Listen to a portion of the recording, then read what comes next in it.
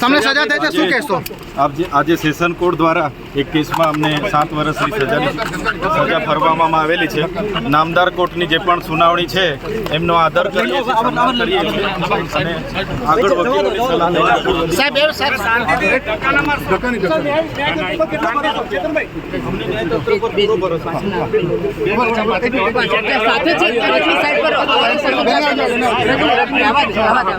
બરોબર